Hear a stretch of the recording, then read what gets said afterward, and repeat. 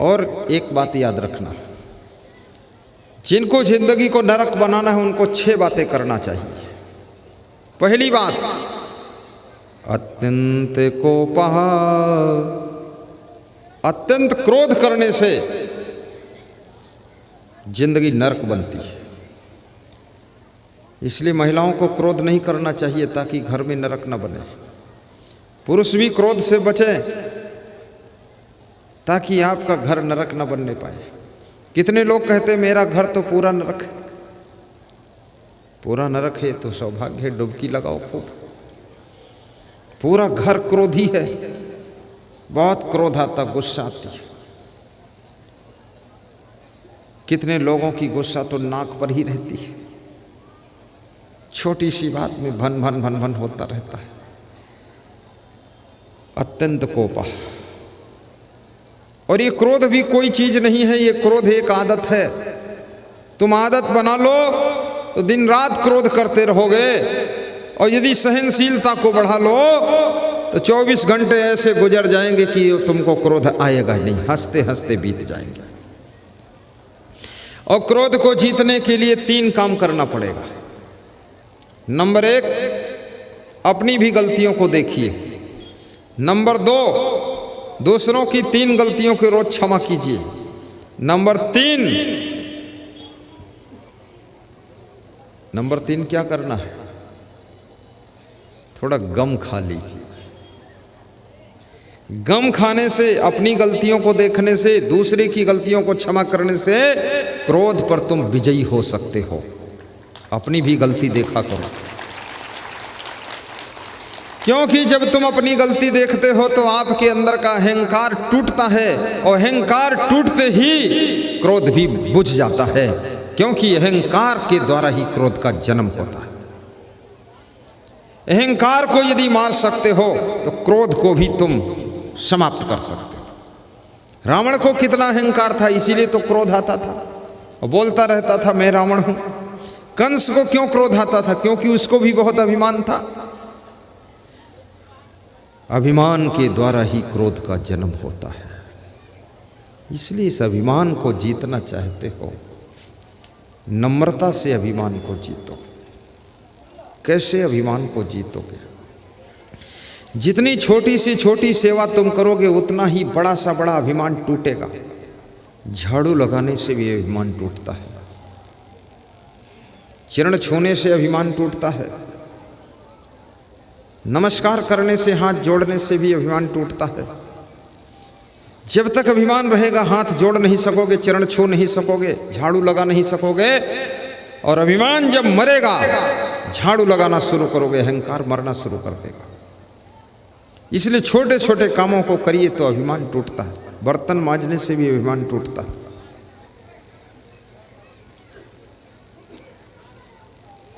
और अहंकार को मारने का अर्थ है तुमने रावण को मारा है, और रावण को मारने का अर्थ है तुमने शांति रूपी सीता को प्राप्त कर लिया है।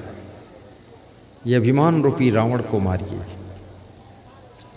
लेकिन अभिमान रूपी रावण को मारने के लिए भक्ति रूपी विभीषण का सहारा लेना पड़ता। बिना भक्ति के अभिमान नहीं मर सकता है, और बिना ब्रह्मचर्य के भी लंका पर विजय नहीं पाई जा सकती है। हनुमान जी का सहारा लेना पड़ता। हनुमान ब्रह्मचारी है,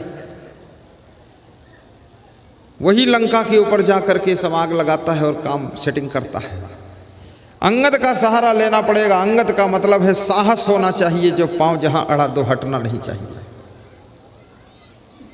और रीछ भालू बंदरों का सहयोग लेकर के अभिमान रूपी रावण को मारा जा सकता है। अभिमान रूपी रावण के मरते ही आपको शांति रूपी सीता की प्राप्ति हो जाती है। जब तक अभिमान नहीं मरता है तब तक शांति रूपी सीता प्राप्त नहीं होती।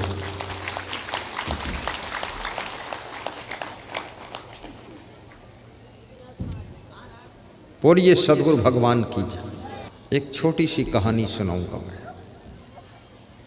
अभिमान की कहानी। एक राजकुमार जंगल में सैर करने गया। मनमस्ती के कारण इधर उधर घूमने लगा, रास्ता भटक गया। सैनिक पीछे छूट गए, वो बाहर चला गया। प्यास लगी, कुएं के पास चला गया। कुएं के पास में रस्सी और बाल्टी रखी हुई थी। रस्सी बाल्टी उठाया, रस्सी को बाल्टी से बांधा और कुएं में डालने चला तो उसे याद आ गया कि मैं राजा का बेटा रायजादा हूँ, मैं पानी कैसे भरूं? पानी भरना तो एक छोटा काम है, कहारों का काम है। उसने बाल्टी निकाल करके बाहर रख ली और किनारे प्यासा बैठा है। थोड़ी देर में मंत्री का बेटा मंत्री कुमार भी जंगल में सैर करने गया, वो भी प्यास लगी तो उसी कुएं के पास पहुंचा। मंत्री के बेटे को देख करके राजकुमार ने कहा, आइए श्रीमान, पानी भरिए, पीजिए, पिलाइए। पानी पिलाना बहुत बड़ा पुण्य का काम होता। तो मंत्री के बेटे ने कहा, राजकुमार, इतना आपको ज्ञान है कि पानी पिलाना पुण्य का काम होता है, तो ये पुण्य आप क्यों नहीं कमाते? आप भरो, हमको पिला दो, पुण्य आपका हो जाए। राजकुमार ने कहा, मैं राजा का बेटा हूँ, रायजादा हूँ, इसलिए पानी भर कर नहीं पी सकता, ये कहारों का काम है। मंत्री के बेटे ने हंस करके कहा कि मैं मंत्री का बेटा मंत्री ज़्यादा हूँ, इसलिए मैं भी पानी भरकर नहीं पी सकता, वास्तव में कहारों का काम। दोनों साथ साथ बैठ गए, दोनों प्यासे हैं, दोनों बैठे हैं, पानी भरना नहीं चाहते क्योंकि मंत्री ज़्यादा और राय ज़्यादा होने का अभिमान। राजा को जितना अभिमान नहीं होता है, राजा के बेटे को उससे ज़्यादा अभिमान होता है। एक डीएम कलेक्टर को जितना अहंकार नहीं होता है, उससे ज़्यादा अहंकार उसकी पत्नी को होता है। और डॉक्टर को जितना अहंकार नहीं होता है, उतना अधिकार उसकी पत्नी डॉक्टराइन को होता है। न MBBS किया है, न BAMS किया है, न इंजेक्शन मारना जानती है, लेकिन फिर भी डॉक्टर से ज़्यादा रुतबा रखती है। और अहंकार भी बहुत दूर तक जाता है, याद रखना। आपके चाचा के चाचा यदि कलेक्टर हो जाए तो अहंकार तुम्हारे तक भी आ सकता है। दूसरों को समझा सकते हो, क्या समझते हो तुम? मेरे नाना जी सांसद है, मेरे मामा जी विधायक है, उनसे पूछो तुम क्या हो, तो बोलता हम तो गप्पू नाथ हैं। कुछ नहीं, ये नाना मामा से काम चलने वाला नहीं है, तुम खुद भी कुछ बनो। राजकुमार और मंत्री कुमार दोनों किसी तीसरे का इंतजार करते हैं। तब तक एक तीसरा व्यक्ति आता है, अमीरों का बेटा आता है। उसको देखकर दोनों कहते हैं, आइए पानी भरिए, पिलाइए, पानी पिलाना बहुत बड़ा पुण्य होता है। तीसरे ने कहा, जब इतना ज्ञान है आपको पानी पिलाना पुण्य होता है, तो आप क्यों नहीं पुण्य ले लेते? राजकुमार ने कहा, मैं राजा का बेटा रायजादा हूँ, इसलिए पानी नहीं भर सकता, ये कहारों का काम है। मंत्री के बेटे ने कहा, मैं मंत्री ज़्यादा हूँ, इसलिए मैं भी पानी नहीं भर सकता, ये कहारों का काम। तो हंस करके उस अमीर के बेटे ने कहा कि तुम राय ज़्यादा हो, तुम मंत्री ज़्यादा हो, लेकिन मैं अमीर ज़्यादा हूँ, मैं अमीरों का बेटा अमीर ज़्यादा हूँ, इसलिए मैं भी पानी नहीं भर सकता। जैसा को तैसा मिले मिले, नीच को नीच, पानी में पानी मिले मिले, कीच में कीच। एक वेश्या ने जिंदगी भर वेश्या गमनी करके धन कमाया। धन कमाने के बाद बुढ़ापे में अक्कल आ गई कि कोई भंडारा कर दूं, थोड़ा पाप ताप संताप त्रेताप श्राप सब खत्म हो जाए। भंडारा करने के लिए साधु को ढूंढा, कोई साधु मिल जाए, भंडारा खा ले। खीर पूड़ी का भंडारा चलना चाहिए, 15 दिन तक साधु खाएगा तो सब पाप कट जाएगा। जिस साधु के पास जाती थी, कोई साधु हिम्मत नहीं करता था कि वेश्या का भंडारा खाऊं, सबको डर लगता था वेश्या के घर कैसे जाऊं। वेश्या को डर नहीं लगता साधु के पास कैसे जाऊं, लेकिन साधु को डर लगता कि वेश्या के पास कैसे जाऊं। क्योंकि याद रखना, वेश्या को इसलिए डर नहीं लगता है क्योंकि वेश्या तो वासना की कीड़ा हो चुकी है और वेश्या का तो पतन हो ही चुका है। लेकिन साधु को वेश्या से इसलिए डर लगता है कि हजारों पुरुषों को इसने भ्रष्ट किया है, कहीं तिरछी आंख से मेरी ओर न देखे जो मुझको भी लड़खड़ा दे। इसलिए साधु महात्मा को वेश्यालय के मोहल्ले में नहीं निकलना चाहिए, और साधु महात्मा को जहाँ स्त्रियाँ स्नान कर रही वहाँ पर खड़े नहीं होना चाहिए, और साधु महात्मा को किसी लेडीज़ के साथ में अकेले बैठकर बात नहीं करना चाहिए, और साधु महात्मा को अपने साथ में लेडीज़ को जोड़कर चकई चकधुम मकई के अलावा तिकड़ी तिकड़म बनाना भी नहीं चाहिए। ठीक से वैराग्य रखो, क्या जरूरत है। त्याग जगत को घूम न देखे, मानुष जन्म सफल कर देखे। बड़ी मुश्किल से नदी किनारे एक साधु बैठा हुआ था। उसने कहा, चलो मैं तुम्हारा भंडारा कर दूंगा। कोई कोई साधु ऐसे मिल भी जाते हैं, कितने ही पाप का धन हो सब खा पी के बराबर कर देंगे। वहाँ पर आए, 15 दिन खीर पूड़ी का भंडारा चला। 15 दिन के बाद जब भंडारा फाइनल हुआ, पूर्णाहुति हुई, तो वेश्या ने हंस करके कहा उस साधु से, और समाज के लोग इकट्ठे हो गए। गांव के लोग भी सोच रहे थे चलो बुढ़ापे में भी इसको कुछ ज्ञान हो गया, पुण्य कर दिया। सुबह का भूला शाम तक वापस लौट करके आ जाए तो उसको भूला नहीं कहा जा सकता है। और जिंदगी में कितनी गलतियां किया हो, लेकिन लास्ट में अगर संभल गया है, पश्चाताप कर लिया है, तो उसकी गलतियों को एक कुदरत भी क्षमा करने लग जाती है। तो वेश्या क्या कहती है, 15 दिन पूर्ण भय खाए खीर और खाण, बहुत बड़ा मेरा पुण्य हो गया, ये साधु बाबा धन्य हो तुम। वो साधु क्या बोलता है कि 15 दिन पूर्ण भय खाए खीर और खाण, और वेश्या तेरे को क्या पता है, जैसा धन तैसे गया, तुम वेश्या हम भाण। बोले मैं भाण हूं, तबला बजाने वाला भड़ुआ हूं, मैं कोई साधु हूं, मैं तो ऐसे कपड़ा पहन के बैठ गया था साधु के।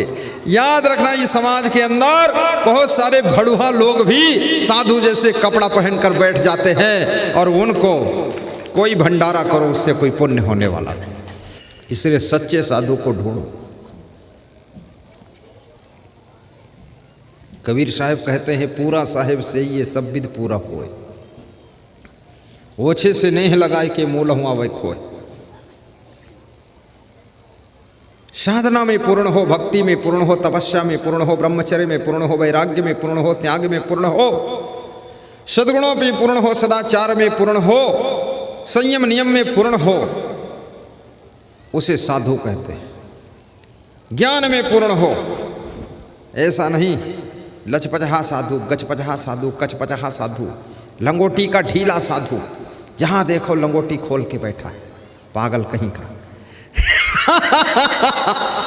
साधु लंगोटी का पक्का होना चाहिए। साधु में और कुछ भी नहीं है, साधु में केवल लंगोटी का ही खेल है। और जो लंगोटी का पक्का है वो साधु, याद रखना, तुम्हारे पाप ताप संताप त्रय ताप सब काट सकता है और तुमको सुख शांति पहुंचा सकता है, लेकिन लंगोटी का पक्का होना चाहिए।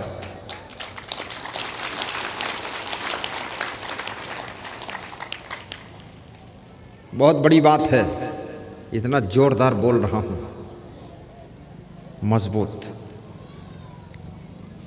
पूरा साहिब से ये सब विधि पूरा हो। मध्य प्रदेश में एक साधु किसी भगत के घर गया, तो उस भगत ने कहा, असंग देव का नाम तुमने सुना है? अरे बोले सुना क्या, मैं तो उनको अच्छी तरह जानता हूँ। बोले तो उनका प्रोग्राम लेना है? बोले दिला दूंगा। तो उसने कहा उनका दर्शन करने चलना है, 50 किलोमीटर पर आए। अरे बोले ऐसे थोड़े दर्शन मिलता है, वहाँ चलना है, बहुत बड़े संत हैं वो।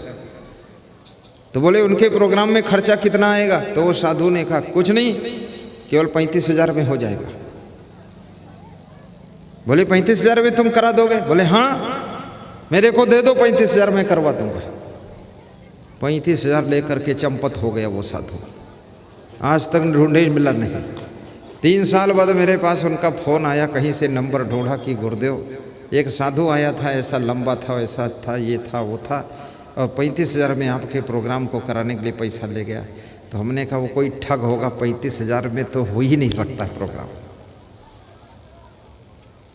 तो बोले मैं क्या करूं? मैंने कहा ठगाओ, और क्या करोगे? पारख नहीं है तो सोना के बदले पीतल खरीद लोगे, पारख नहीं है तो जलेबी के बदले गोबर खरीद लोगे, और पारख नहीं है तो असली के बदले नकली खरीद लोगे, और पारख नहीं है तो साधु के बदले भड़ुआ को खरीद लोगे, और भड़ुआ वहां तबला बजाएगा। इसलिए पारख रखो, पारख दृष्टि प्रबल जब सत्संगत है जोर, और रात दिना चिंतन करे तब पावे कहूं ठौर। भूल मिठाई गुर मिलाई पारखी, पारख देहि लखाई, कहीं कबीर भूल की औषध पारख सबकी भाई। पारिच्छ कारणम, परखना सीखो, किसके साथ शादी करना है उस लड़की को भी परखो, खाली चेहरा मत देखो, उसका चरित्र भी देखो, चाल चलन भी देखो, स्वभाव भी देखो। जिसको पति बनाना है उसका नेचर, लेक्चर, पिक्चर, स्ट्रक्चर सब देखो। ऐसे नहीं खाली चेहरा देख लिया, बस हम तुम राजी का करें काजी, और दोनों हैं पाजी, ऐसे शादी मत कर लेना। परखो एक दूसरे को, जिनसे रिश्ता जोड़ना है रिश्तेदार को परखो, गुरु को भी परखो। तुम मार्केट में सामान खरीदने जाते हो, सामान को परखते हो कि नहीं परखते हो? कपड़ा भी परख कर लेते हो, चप्पल जूते परख कर लेते हो, घड़ी चश्मा परख कर लेते हो, सारा सामान परख परख करके खरीदते हो। तो जिंदगी में साधु से अगर कनेक्शन जोड़ना है और साधु की सेवा करनी है, भक्ति करनी है, गुरु बनाना है किसी को, तो उसको परखते क्यों नहीं हो? अंधाधुंध क्यों गुरु बना रहे हो? उसको परखो, जांचो, समझो, उसके बाद गुरु बनाओ। इतना जल्दी क्या है अंधाधुंध पड़े हुए हो? मैंने कक्षा 9 से गुरु ढूंढना शुरू किया था और पूरा एमए पास कर लिया, पोस्ट ग्रेजुएट कर लिया, तब गुरु ढूंढ पाया था। बहुत गुरुओं के यहाँ मैं गया, गुजरात तक भी ढूंढा, राजस्थान भी ढूंढने गया, लेकिन मेरी समझ में नहीं आता था। जब लखीमपुर खीरी में नेपाल बॉर्डर पर श्री क्षमादेव महाराज के यहाँ पहुंचा, तब मैंने उनकी सभ्यता, दिव्यता, शालीनता, सुशीलता देखा।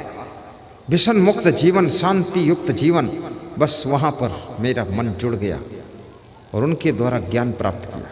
अभी भी मैं उन्हीं की शरण में रहता हूँ। मेरे गुरुजी 100 साल की उम्र के हैं, उनका नाम श्री क्षमादेव महाराज है। मैं आपसे भी निवेदन करूँगा, गुरु परख कर करना चाहिए। लेकिन गुरुओं से भी मैं कहूँगा कि चेला भी परख कर बनाइए, नहीं तो कितने चेला ऐसे हैं जो गुरु का मोक्ष पहले ही कर देते हैं। गुरु भी निपट गए। गलत आदमी को चेला बना लोगे तो गुरुदेव को निपटा देगा। चेलों में भी खतरा है। शिष्य बहुत सरल होना चाहिए, शिष्य के अंदर भी त्याग होना चाहिए। गुरु समान दाता नहीं, याचक शेष समान, 3 लोक की संपदा सो गुरु दीनी नाम।